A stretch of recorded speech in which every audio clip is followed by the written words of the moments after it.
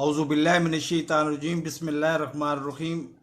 नाजरीन, आज अभी मुझे इस वीडियो में 4 या 5 मौज़ूआत पे बात करनी है। मैं मौज़ूआत आपको पहले बता देता हूँ, अगर आपको दिलचस्पी है तो वीडियो आपसे भरपूर गुजारिश है, भरपूर दरख्वास्त है कि आप वीडियो पूरी की पूरी देखें। अगर आपको दिलचस्पी नहीं है तो आप वीडियो को अभी छोड़ के चले जाएं, क्योंकि अधूरी बात सुनने का फ़ायदा कोई नहीं होता। सबसे पहले तो एक साहब हैं, वो मुझे रोज़ाना जब भी तालिबान के बारे में वीडियो में अपलोड करता हूँ तो वो मेरा एक मखसूस नाम उन्होंने रखा हुआ है, कुत्ता। कुत्ते के नाम से मुझे पुकारते हैं। मुझे हंसी आती है इस बात पे और मुझे खुशी भी होती है। खुशी क्यों होती है ये बाद में बताता हूँ। हंसी क्यों आती है, उनको इससे कोई बुरा जानवर नहीं मिला। हालांकि इधर जहाँ पे मैं रहता हूँ वहाँ पे मैं इर्द गिर्द देखता हूँ, इससे बहुत बुरे बुरे जानवर भी हैं, उसका नाम भी ले सकते हैं, लेकिन पता नहीं वो क्यों मुझे कुत्ता ही कहते हैं। बहरहाल अच्छी बात है, इस पे भी बात करनी है मुझे। दूसरी मोस्ट इंटरेस्टिंग बात यह है कि अगर आप 40 या 50 हज़ार रुपया लगाते हैं, ये तो मैं नहीं कहूँगा कि 40-50 हज़ार रुपया लेके आप अपनी तकिए के नीचे रखें, सो जाएं और सुबह उठेंगे तो आपको बस वो 10 करोड़ बने हुए होंगे। ये बात मैं हरगिज नहीं करूँगा। 40-50 हज़ार रुपया लगा के 365 दिन, 364 दिन नहीं, 365 दिन आपने 12 घंटे टेबल कुर्सी, वो चीज़ें भी आपको बता दूंगा क्या क्या चाहिए, क्या करना है आपने। तो आप 365 दिन बाद महाना करोड़ों नहीं तो कम अज कम लाखों जरूर कमा रहे होंगे। इन तीनों बातों से पहले एक मैं अभी अनाउंस कर देता हूं। अभी काउंटिंग शुरू हुई है पाकिस्तानी वक्त के मुताबिक। तो ये कंटोनमेंट बोर्ड के जो इलेक्शंस हैं पूरे पाकिस्तान में, बलूचिस्तान में, सिंध में, अल्लाह भला करे, पंजाब में, ये कंटोनमेंट बोर्ड के इलेक्शंस भी खुशकिस्मती के हैं या बदकिस्मती के हैं, ये अल्लाह की मर्जी है कि ये ज्यादा अक्सरियत इसमें पीटीआई ही हासिल करेगी। अब इस बात से बहुत सारे लोग मेरे नून लीग के भाई चिढ़ेंगे, लेकिन हकीकत यही है। प्रिडिक्शंस करना मेरा वैसे भी आदत है, शेख रशीद की तरह, और मैं प्रिडिक्शन कर देता होता हूँ। जिस तरह से मैंने नवाज शरीफ के बारे में 2 दफ़ा ये पेशीन गोई की है कि वो वापस नहीं आएंगे।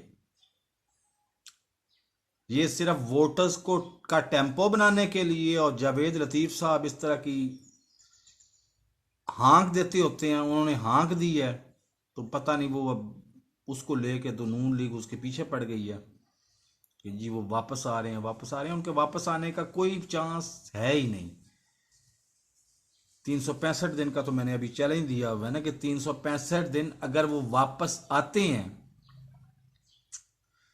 365 दिन के अंदर अंदर वो वापस आते हैं, तो मैं यूट्यूब चैनल छोड़ के तो आलू छोले चाट की रेडी लगा लूंगा। बहरहाल अब आ जाते हैं कुत्ते के मौजू की तरफ। तो मुझे बहुत खुशी होती है कि कोई ना कोई बंदा, आम आवाम में से बंदा, वो मेरा सब्सक्राइबर भी नहीं है, वो वीडियो मेरी देखता है, सुनता है, उसको उस पे इख्तलाफ होता है और उसके इख्तलाफ के जवाब में मुझे कुत्ता कहता है। हो सकता है वो उसको डिसलाइक भी कर देता हो। डिसलाइक करने से क्या क्या नुकसान हो जाता है? फर्ज करें मैं $2200 महीने के कमा रहा हूं यूट्यूब से। अब डिसलाइक करने से ज्यादा से ज्यादा $400 कम हो जाएंगे, यानी $1800 मैं कमाऊंगा। तो मेरे लिए $1800 भी बहुत बड़ी अमाउंट है। मैं एक कमरे में बैठा हूं और यहीं पे बैठ के मैं बोलता रहता हूं, और इसी बोलने के आप जब सुनते हैं तो मैं कमा रहा होता हूं। आप अगर डिसलाइक करेंगे तो मेरे कुछ व्यूज ऊपर जाएंगे तो फिर $1 बनेगा। अगर आप लाइक करेंगे तो मेरे कम व्यूज पे $1 बन जाएगा। फर्क तो सिर्फ इतना ही पड़ेगा। इख्तलाफ राय का हक हर बंदे को हासिल है। और नाजरीन, मैं जब भी कोई बात करता हूं तो तालीम की बुनियाद पे बात नहीं करता, इल्म की बुनियाद पे बात नहीं करता, ज़ाती तजर्बे की बुनियाद पे बात करता हूं। मेरी ऑफिशियल पैदाइश है 1975 की। तो आप अंदाज़ा लगा लें कि 1982 में या 1900, हाँ यही, मैं 5-7 साल का था। उस वक्त मेरे गांव में एक होते थे शमीदी पठान, वो भी अफगान महाजर थे, और सेंट्रल पंजाब, ज़िला सरगोदा, तहसील बलवाल का मेरा एक छोटा सा गांव था। गांव में थे वो दो बंदे थे। एक का नाम शमीदी पठान था, वो छोटा था, वो मतलब मुझसे कोई 10 एक साल बड़ा था।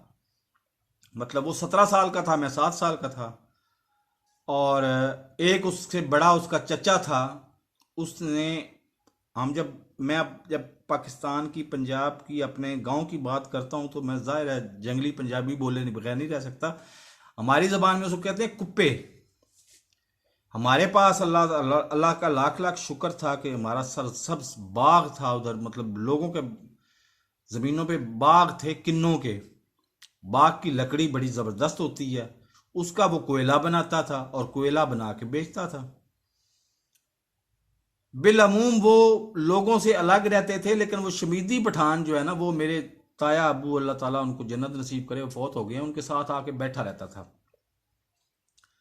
अब मैं वहीं से एक फर्जी कहानी ज्यूम करता हूं, ये इसका हकीकत से ताल्लुक नहीं है। फर्ज करें मेरे परदादा का एक दोस्त था पठान। मैं आपको पहले बता रहा हूं कि फर्जी बात मैं कर रहा हूं, और इसमें कुछ ना कुछ छुपी हुई हकीकत भी है। परदादा का एक दोस्त था, फर्ज करें पठान। वो आपस में दोस्त थे। एक दिन पठान को, बेचारे को नस्वार नहीं मिली, उसका दिमाग घूमा हुआ था। वो परदादा के पास आया, कोई बात हुई, वो आपस में अनबन हुई, उसने पिस्टल निकाला और गोली मारी, परदादा मर गए। उसके बाद मेरे दादा की दोस्ती हो गई उसके बेटे से, सुलह हो गई। अच्छा, बेटे ने भी यही काम किया, उसको नस्वार कहीं से नहीं मिली, उसका दिमाग घूमा हुआ था, उसने पिस्टल निकाला, उसने दादा को फायर मार दिया। तो अब क्या मुझे बावले कुत्ते ने काटा हुआ है कि उसकी जो औलाद है, उसका जो पोता है, उससे मैं दोस्ती करते वक्त 1000 दफा ना सोचूं? तो भैया यही सेम बात है, हमने इनकी हरकतें रशिया के इलेक्शन, रशिया के साथ जंग में भी देखी। आप मुझे बताएं, आप अपनी ईमानदारी से बताएं, हमें कलाशनकोव का तोहफा किसने दिया जो आज तक हमारे गले पड़ा हुआ है? AK-47, जिसका टेक्निकल नाम है AK-47 का तोहफा किसने दिया? हीरोइन, जिसको हम उर्फे आम में पाउडर भी कहते हैं, जिसको कोकीन भी कहते हैं, वो तोहफा किसने दिया? वो कोई अमेरिका से लेके आया था बंदा, या यही अफगानी अफगानिस्तान से लेके आए थे? उस हीरोइन की वजह से आज 2021, सितंबर 2021 में भी हमारी नौजवान नस्ल की माकूल तादाद मर रही है या नहीं मर रही? और इन दो बातों को सोचते हुए, साइड पे रखते हुए, तीसरी बात की तरफ आ जाते हैं। अब जो बात मैंने अपनी आंखों से देखी हुई है उसकी मैं बात मैं कर रहा हूं आपको। Get number 2। अब आप जब रावलपिंडी से टेक्सला जाते हैं तो टेक्सला के शुरू में गेट नंबर 1 आता है, दरमियान में गेट नंबर 2 है, और टेक्सला के एंड पे गेट नंबर 3 है। दरमियान वाला गेट नंबर जो 2 है, उसके सामने सड़क की दूसरी तरफ मैं खड़ा हूं 2 बजे और देख रहा हूं अपनी आंखों से। उधर उनकी उम्रें हैं ज्यादा से ज्यादा 18 से 25 साल के दरमियान, और वो हैं सारे के सारे गरीब मुसलमान और पाकिस्तानी। वो करने के आए हुए हैं, उन्होंने 3 साल की लेनी है उधर ट्रेनिंग। ट्रेनिंग के बाद भी उन्होंने भर्ती होना है 5वें या 6ठे ग्रेड में, कोई अफसर नहीं बन जाना। उनको छुट्टी होती है, वो गेट पे रश होता है, वो होते हैं कि 2,000 3,000 बंदा होता है, तो वो गेट पे रश जाहिर है यकीनन होना है। उधर एक साहब अचानक वो अपने आप को खुद कुछ धमाका करते हैं, वो फटते हैं, और मैं अपनी आंखों से देखता हूं कि एक का सर वो पड़ा हुआ है गेट नंबर 2 के सामने, उसका दरमियान का हिस्सा पड़ा हुआ है सड़क के दरमियान में, और उसकी टांगें आके गिरती हैं मेरे पांव में, और 250 बंदा मर जाता है।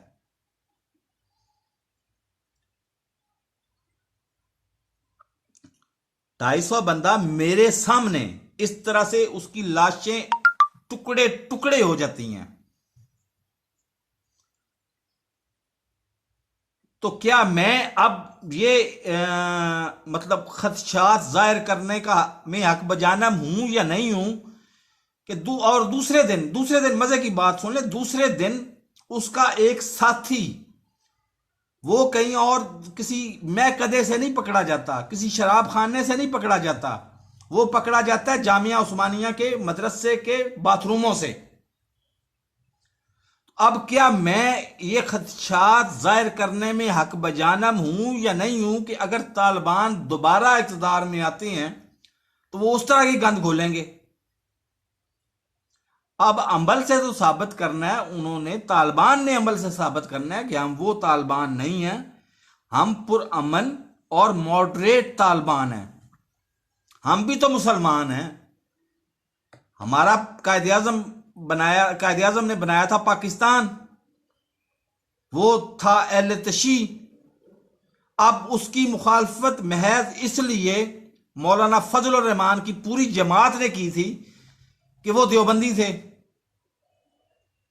अब जब मौलाना फजल रहमान की पूरी जमात ने पाकिस्तान बनाने की मुखालफत की तो किस मुंह से, कौन सा मुंह, इनको कोई हया या शर्म नहीं आई कि ये पाकिस्तान बनने के बाद पाकिस्तान में आके वही देवबंदी उसी उलमाए हिंद को जमीयत उलमाए अपना देवबंद, मतलब जो भी नाम है इसका, इस्लाम जो भी नाम है, इस्लाम रख के तो वही हरकतें वही करतूत पाकिस्तान में करना शुरू कर दें। और फिर अगेन 1973 के आइन में ये लुच तुम दें कि जी इसमें आप सबसे पहले तो शरीयत डालें ना, शरीयत इनके नजदीक क्या है? देवबंदी इस्लाम। सुन्नियों के नजदीक शरीयत क्या है? सुन्नी इस्लाम। अहले तशी के नजदीक शरीयत क्या है? शिया इस्लाम। देवबंदी इस्लाम, सुन्नी इस्लाम, शिया इस्लाम, तो असल इस्लाम कहां गया? उससे बेहतर नहीं कि अवामी जमहूरिया पाकिस्तान बना लेते? फिर जायज या नाजायज इसकी मुझे इससे कोई गरज नहीं है। मैं ना मजहबी आदमी हूं, मैं मौलाना अकबर अलाहाबादी के उस शेर को पसंद बहुत ज्यादा करता हूं, लेकिन उसको मुझे सही याद नहीं है। इतना फालतू वक्त था ही नहीं मेरे पास, मैंने कभी मजहबी बहस की ही नहीं है। तो उस शेर को मैं बहुत पसंद करता हूं और उसी पे अमल करता हूं। लेकिन मुझे यह बताएं कि उधर से कोई पख निकाल के अहमदियों को काफर क्यों करार दिया गया?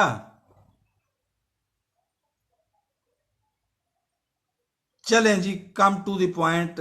हम तालिबान भी रहते हैं, इधर बातें जाएंगी तो आप मुझे और फिर आप कुत्ते के साथ साथ काफर भी कहना शुरू कर देंगे। बहरहाल मेरे भाई आप ध्यान से सुनो, मैं जब ज्यादा बोलता हूं तो मेरा बोलने का मकसद अमेरिका को भी ये पैगाम देना होता है कि आप तालिबान को तन्हा मत छोड़ो, उसको अंगेज रखो गुफ्तगू में। अंगेज रखोगे गुफ्तगू में तो आजकल उनको है पैसे की कमी, पैसा उनको दोगे तो बहुत सारी बातें वो राइट लेफ्ट करके मनवा लोगे तुम लोग।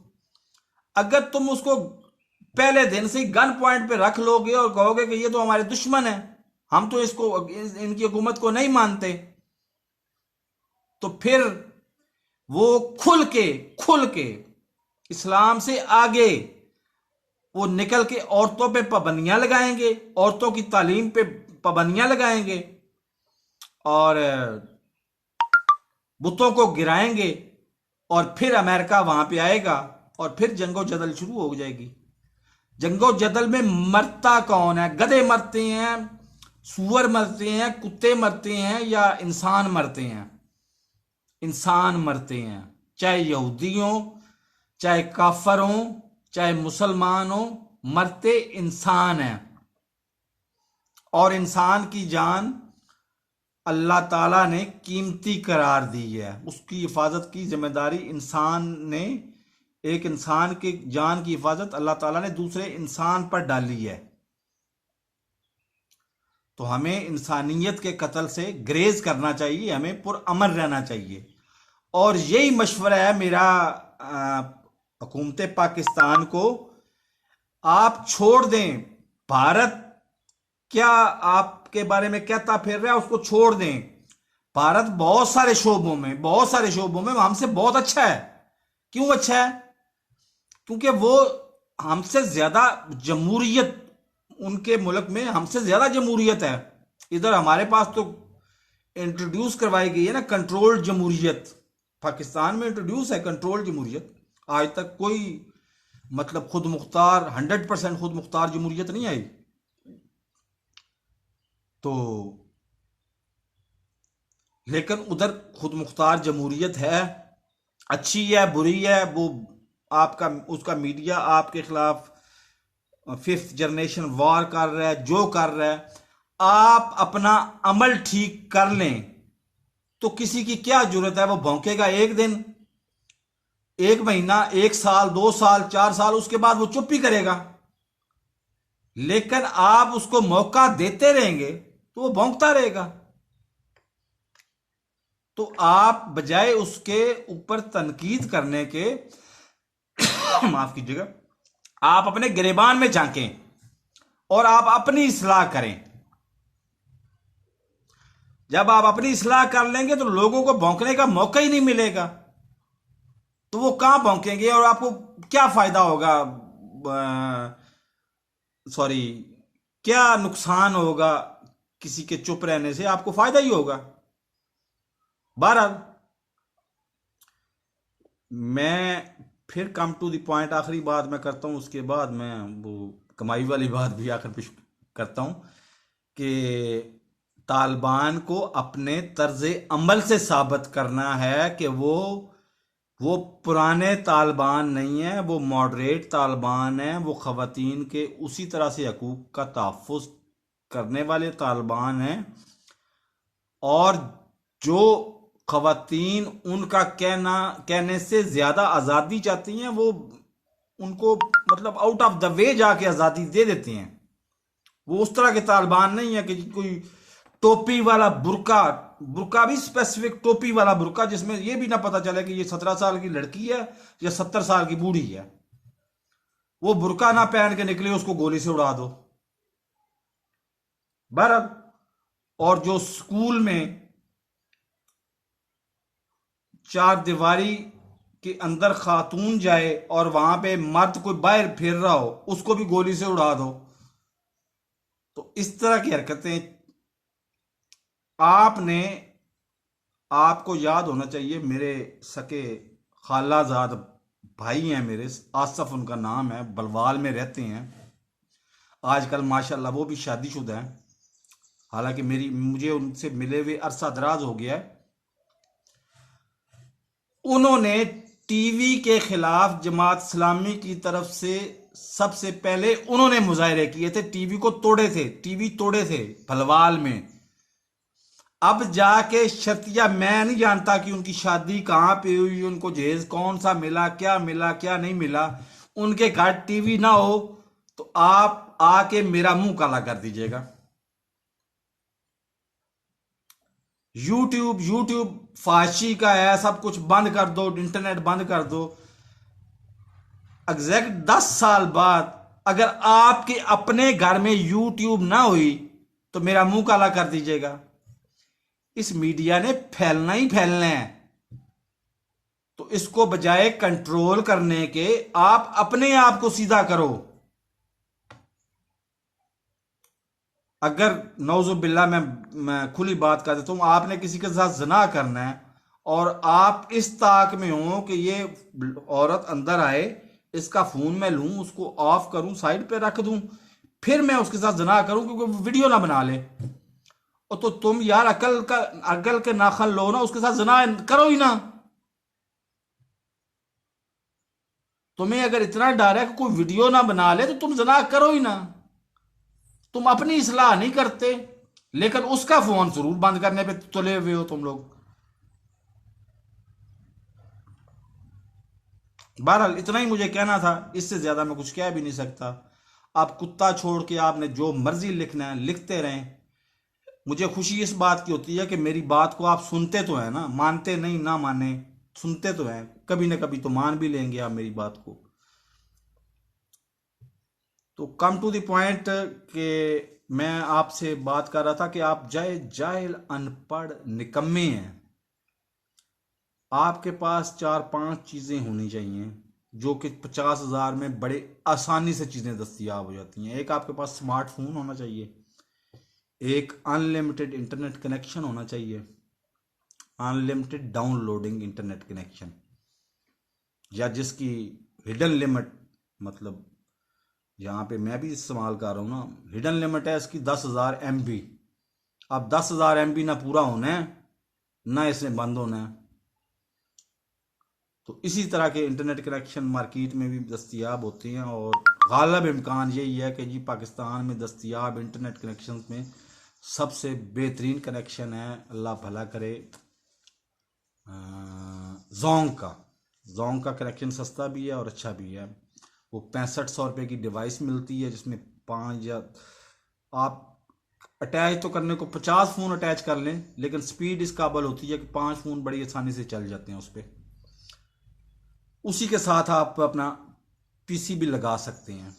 लेकिन पाकिस्तान में चूंकि लोड शेडिंग होती है तो आप अच्छा सा लैपटॉप ढूंढें जिसकी बैटरी टाइमिंग बहुत अच्छी हो। वो आपको 8-10 हज़ार में लैपटॉप भी मिल जाएगा।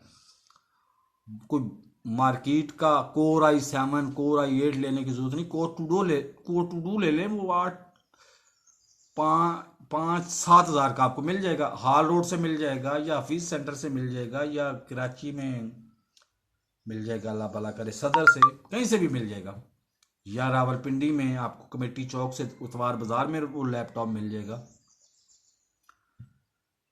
लैपटॉप ले लें। अब स्मार्टफोन कौन सा चाहिए, आप कोई भी स्मार्टफोन ले लें। फर्ज करें मैं आपको मशवरा दूंगा कि आप C12 है, गालबन इसी का है, C12 उसका मॉडल नंबर है, वो आपको खुद मार्केट से पता चल जाएगा। वो 18,000 का स्मार्टफोन आता है। स्मार्टफोन, लैपटॉप और साथ आपने स्पेसिफिक लेना है बोया M1 का माइक। और जो चौथी चीज आपने लेनी है वो भी 2,500 से 3,000 की आपको मिल जाएगी, मोबाइल का, उसको कहते हैं dry port. Proper dry port बड़ा भी होता है और अल्लाह भला करे वो महंगा भी होता है। वो मेरे ख्याल 8-10 हज़ार का ड्राई पोर्ट ही है सिर्फ। लेकिन आप आम ड्राई पोर्ट जो मैं इस्तेमाल कर रहा हूँ, ये 2,000 का ड्राई पोर्ट मिल जाएगा आपको। ये भी आपको उन्हीं जगहों से जहाँ से कंप्यूटर मिलेगा, जहाँ से आपको अल्लाह भला करे ये फ़ोन मिलेगा, वहीं से ये भी मिल जाएगा। ये लेके बैठ जाएं। कंप्यूटर आपके सामने पड़ा होना चाहिए, फ़ोन आपके पास होना चाहिए, और आप जाहिल अनपढ़ हैं, कोई एक शोबा अपनी दिलचस्पी का ढूंढें, उस पे वीडियोस बनानी शुरू करें। शर्त सिर्फ ये है कि कंटेंट आपका अपना होना चाहिए और आपकी आवाज इस काबल होनी चाहिए कि वो लोगों को सुनाई भी दे। और 365 दिन बाद आप करोड़ों नहीं तो लाखों ना कमा रहे हुए, तो पाकिस्तान में एक चीज बड़ी कॉमन है कि जेन्युइन जो बंदा होता है वो जेन्युइन बात करता है। मेरा नाम है मोहम्मद इफ्तिखार वल्द मोहम्मद सादक।